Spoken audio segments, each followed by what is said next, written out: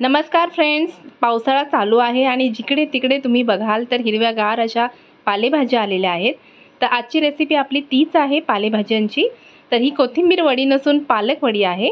तर अगदी कमी तेल वापरून ही वडी आपण बनवलेली आहे। अशी हेल्दी रेसिपी आहे आजची। तर मी कशी बनवली ते नक्की तुम्ही पूर्ण व्हिडिओ बघा। आवडल्यास लाईक आणि शेअर देखील करायला विसरू नका।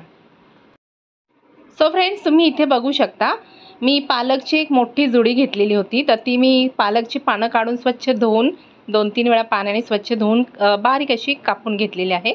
त्याचबरोबर हिरव्या मिरच्या घेतल्यात। त्याच्याबरोबरच आपण एक वाटी बेसनचं पीठ घेतलेलं आहे। त्यासोबतच आपण तांदळाचं पीठ घेतलेलं आहे आणि सफेद तीळ घेतलेलं आहे। तर चला आता आपण हे सगळं मिश्रण आहे ना कसं बनवायचं ते आपण सुरू करूया। तर एका मोठ्या पातेल्यामध्ये मी ही जी भाजी आहे पालकची पानांची ती कापून टाकलेली आहे। आता एक वाटी जी मी बेसन पीठ घेतलेलं आहे त्याच्यातला अर्धा वाटी सगळ्यात पहिले मी वापरणार आहे।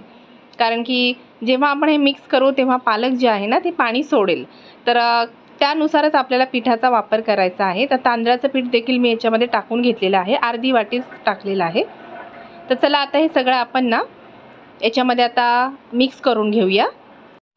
आणि ना फ्रेंड्स, पावसाळ्यामध्ये ना थंडी असते, गारठा असतो, त्यामुळे तिळाचा वापर जास्तीत जास्त आपण प्रत्येक भाज्यांमध्ये केला पाहिजे। म्हणजे त्याच्याने थोडंसं आपल्याला अंगामध्ये अशी गरमी आपल्याला राहते। तर चला आता सफेद तीळ याच्यामध्ये मी टाकून घेते। त्यासोबतच हिरव्या मिरच्या ज्या आहेत ना मी कापून घेतलेल्या त्या देखील आपण मिक्स करूया। आणि अजून एक नोटीस तुम्ही केलं असेल की मी अजूनपर्यंत याच्यामध्ये मीठ टाकलेलं नाहीये।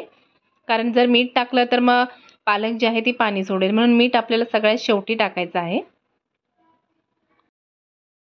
तर चला आपण याच्यामध्ये आता काही मसाले ॲड करणार आहोत। तर माझी घरची जी लाल तिखट आहे ते 1 चमचा मी ॲड करते। त्याच्यानंतर धना पावडर आणि जिरा पावडर देखील याच्यामध्ये मिक्स करून घेते। तर आता तुम्ही जर हिरव्या मिरच्यांचं प्रमाण जास्ती वापरणार असाल तर हा मसाला नाही ॲड केला तरी चालेल, पण मी थोडंसं स्पायसी बनवते म्हणून हे सगळं ॲड केलेलं आहे। आता हे सगळं काही व्यवस्थित मिक्स करून घेऊया। आणि उरलेले जे आपला बेसन पीठ आणि तांदळाचं पीठ आहे ते सुद्धा आता आपण याच्यामध्ये मिक्स करून घेऊ। आपल्याला हे जे बॅटर आहे ते सैलसर असं करायचं नाहीये, आपल्याला हे घट्ट असं बॅटर बनवायचं आहे। कारण की आपण वड्या बनवणार आहोत त्यामुळे आपल्याला हे वाफवायचं आहे, याला स्टीम द्यायची आहे। तर जितकं घट्ट बनवता येईल तितकं तुम्ही बनवा। तर चला आता आपण हे सगळं हळूहळू करून मिक्स करून घेऊया। तर तुम्ही बघू शकता मला ना बरोबर अशा 2 वाट्या आता लागतायत असं वाटतंय। तुम्हाला माहितीच असेल फ्रेंड्स की पालकची जी भाजी असते ना त्याच्यामध्ये खूप सारं प्रमाणामध्ये कॅल्शियम असतं। तर नेहमी पालक खाणे खूपच योग्य असतं। त्यामुळे आता तर सीझनच चालू आहे, त्यामुळे तर पालक तर तुम्ही आणलीच पाहिजे। तर आता बॅटरला आपल्या बरोबर 2 वाट्या ज्या मी दाखवल्या होत्या तेवढं पीठ लागलेलं आहे। आणि आता मी थोडंसं तेल टाकून याला सगळं मिक्स करून घेते आहे। तर चाळणी घेतली आहे, चारी बाजूने आपण आता तेल लावून घेऊया। आणि आता चाळणीमध्ये आपल्याला ना याच्या वड्या अशा जाडसर अशा गोल अशा मी बनवून घेत आहे। त्यासाठी हातांना पहिले तेल लावून घेऊया। आणि आता वड्या आपण जसं आळू वडी आपण बनवतो ना अगदी तशाच टाईपच्या बनवायच्या आहेत। तर हातांच्या सहाय्याने असा आपण त्याला आकार द्यायचा आहे।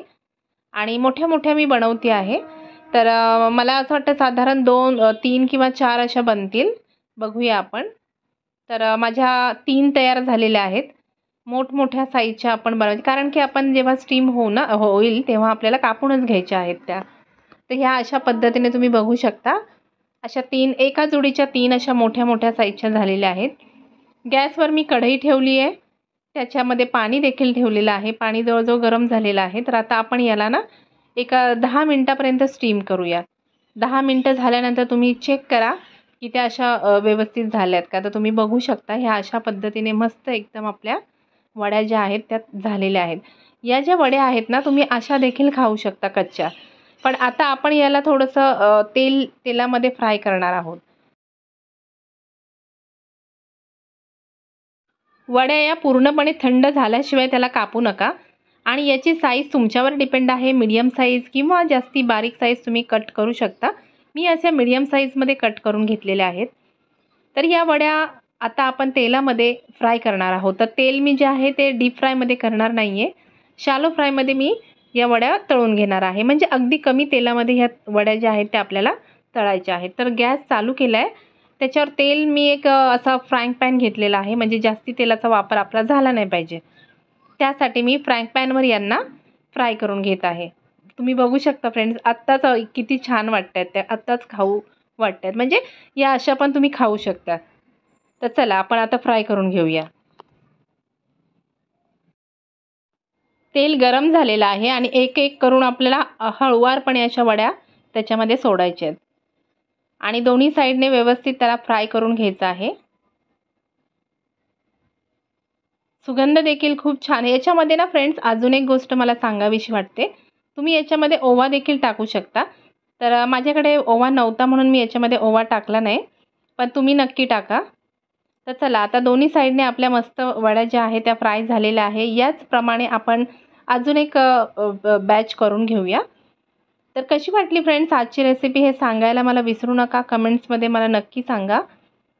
तर ह्या अशा रेसिपी तुम्ही देखील नक्की घरी करून बघा आणि रेसिपी आवडल्यास आपल्या चॅनेलला लाईक आणि शेअर करायला देखील विसरू नका. तर चला तर मग अशीच एक अजून बॅच आपण फ्राय करून घेऊया. दोन्ही साईडने व्यवस्थित कुरकुरीत अशा या ज्या वड्या आहेत त्या फ्राय करूया. तर अशा कुरकुरीत पालकच्या वड्या आहेत, सोबतच चहा आहे आणि बाहेर जोरदार पाऊस चालू आहे. तर संध्याकाळ आमची एकदमच मस्त जाणार आहे. तर तुम्हाला हे ऐकून तुम्हालाही बनवावंसं वाटत असेल तर नक्की बनवा आणि मला कमेंट्समध्ये सांगा तुम्हाला कशा वाटल्या पालकच्या वड्या. आणि कोणीही नवीन असेल चॅनेलवर तर चॅनेलला सबस्क्राईब करून ठेवा. चला फ्रेंड्स, पुन्हा एक नवीन रेसिपीसोबत आपण लवकरच उद्या भेटूया. तोपर्यंत सर्वांना bye bye friends, take care.